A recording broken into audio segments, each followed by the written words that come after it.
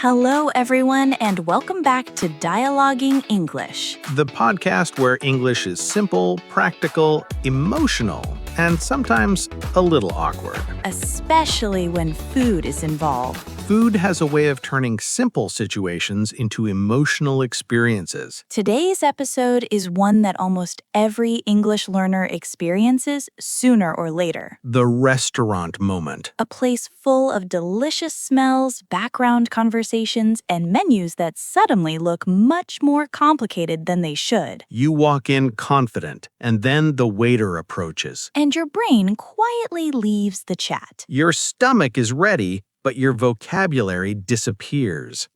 That feeling is painfully real. Today, we're going to help you feel comfortable ordering food, asking questions, handling mistakes, and enjoying real conversations at restaurants. Not just the vocabulary. But the emotions behind the experience. Because language learning happens in real moments, not perfect ones. So take a deep breath, relax, and imagine you're inside this story with us. All right, Sophia. Imagine we just arrived at a cozy restaurant. Warm lights, soft music, people talking quietly, the sound of plates and glasses. And the smell of food immediately makes you hungrier than you were 5 minutes ago. That smell is emotionally manipulative. Very accurate. We walk inside and a waiter smiles at us. The first emotional checkpoint. Good evening. Table for two, please? Calm, simple, and very natural. The waiter smiles and says, right this way. Friendly energy immediately reduces anxiety. We sit down and receive the menus. And suddenly, the menu looks longer than a novel. Why does food vocabulary feel harder than regular vocabulary? Because hunger adds pressure. True. Decision-making becomes emotional. Do you ever feel nervous about pronunciation when ordering food? All the time. Sometimes I avoid dishes just because I don't know how to say them. That is a very real survival strategy. But today, we are brave. Today, we speak. Excuse me, could we have some water, please? Perfect restaurant English. Still or sparkling? A simple question that somehow feels like a personality test. I'll have sparkling. I'll have still.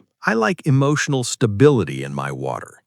That's a very specific personality trait. The waiter leaves, and now we face the menu again. So many choices and growing hunger. Hunger makes everything feel urgent. What are you thinking about ordering? Something safe. Safe food is emotional comfort. Exactly. Less risk, less anxiety. I feel the opposite. I want to try something new. That is brave and slightly dangerous. Excuse me, what do you recommend? That sentence is powerful because it creates conversation. The waiter starts describing dishes very fast. And suddenly you understand only part of the explanation. Confidence disappears quickly. A useful sentence here is, could you repeat that, please? Or, could you speak a little slower? Asking for clarity is confidence, not weakness. I think I'll try the grilled chicken. Good balance between safe and interesting. What about you? I'm emotionally divided between pasta and a burger. That's a serious internal conflict. Pasta feels responsible, burger feels exciting. Follow your heart. My heart clearly says burger. I saw that coming. The waiter returns and asks if we're ready. Yes, I'll have the burger, please. And I'll have the grilled chicken. How would you like your burger cooked? Medium, please. Ordering successfully feels like a small victory. A very satisfying one. Now comes the waiting phase. The emotional anticipation. Watching other people's food arrive before yours. That is psychological torture. Suddenly, every dish looks better than what you ordered. Food envy is extremely real. Waiting is actually a great moment for conversation practice. Restaurants create relaxed communication environments. Do you enjoy eating out? Yes, but I tend to overthink ordering. Same. I replay my pronunciation in my head. But most waiters are patient and used to different accents. That realization reduces a lot of fear. The food arrives. The best emotional moment. The waiter asks, "Is everything okay?" Yes, thank you. It looks amazing. That first bite determines your mood instantly. Oh, wow, this is really good. My burger is life-changing. Happiness is eating good food without communication stress. But sometimes problems happen. The dramatic restaurant moment. Imagine your food arrives cold. Excuse me, I'm sorry, but my food is cold. Polite, clear, and effective. The waiter apologizes and offers to fix it. Most places genuinely want you to enjoy your meal. Tone matters more than perfect grammar.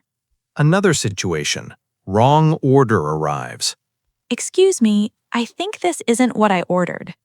Calm communication prevents awkwardness. Mistakes happen everywhere. Communication solves them quickly. Let's add a funny memory. I'm slightly nervous. Remember when you ordered extremely spicy food without realizing? Emotional damage. Your face turned red immediately. I tried to act confident while silently suffering. You were smiling and crying at the same time. Pain and politeness combined. Restaurants are full of unforgettable moments. Especially embarrassing ones. Eventually, the tension disappears and you relax. You start focusing more on conversation than performance. That's when language becomes natural. Not when you try to be perfect. But when you allow yourself to be present. Now, dessert time. The second stomach activates. I'll have chocolate cake. Ice cream for me. Emotional stability again. While waiting for dessert, I always reflect on the experience. Restaurants are about connection, not just food. Conversation, laughter, shared silence. And growing confidence without noticing. Dessert arrives and suddenly everything feels calm. That quiet satisfaction after a good meal. Conversation slows naturally. You lean back and breathe. Confidence in a language feels like that. Quiet and peaceful. You realize you ordered, asked questions, handled situations. And everything went fine. Maybe not perfectly. But perfectly real. That difference matters. Real communication is imperfect and human. Let's imagine paying the bill. Excuse me, could we have the bill, please? Can I pay by card? Would you like to split the bill? Yes, please. Payment finished. Relief arrives. Walking out of a restaurant after a successful interaction feels empowering. Confidence grows quietly through experiences like this. Not dramatic victories. But small, brave moments repeated many times. Let's talk to the listener for a second. If you feel nervous about restaurant English, You are not alone. every confident speaker was once uncomfortable.